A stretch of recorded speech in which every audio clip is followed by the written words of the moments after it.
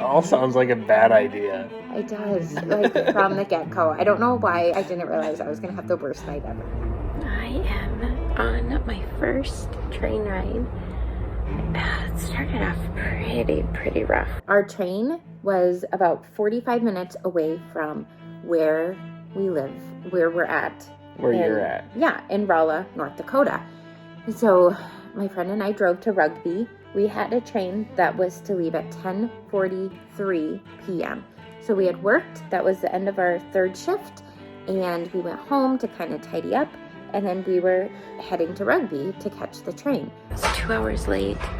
We didn't get on our train till 1. My friend and I got a sleeper car. Thankfully, before we left, we were told, check the train status, because oftentimes trains get behind and run late, I guess. Because, like, you know, in some parts there's one train track, and sometimes, like, the passenger trains have to pull over for the freight trains, and you know, when you're in the airplane or even in a car, you don't have to worry about, because you're just gonna pass. But apparently not on the train. Also, when we left, our train was then delayed until midnight. We left our condo at like 10:15, 10:30ish. We arrived at about 11:15, pulled in to the parking lot, and the depot in small townville is like the size of a garage, if even. Of course, the depot's not even open, like completely locked. And so we are realizing we're going to have to wait in our car for the train to come by. And the train only keeps getting later and later. It's like midnight, there's no train. 12:15 is coming around, there's no train. 12:30 is coming around. We are getting out of the car and standing on the train tracks going, can you see it? Can you see the train? As if it's like we're gonna miss it or something.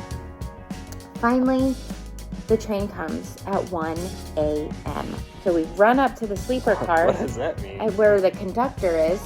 And he's like, come on, welcome aboard. And we hop onto the train.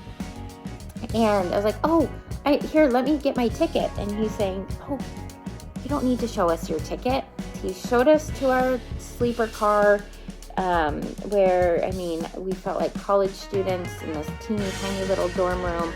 And we eventually kind of went to sleep, but we couldn't figure out how to turn the light off, and our attendant wasn't coming, and it was just ordeal.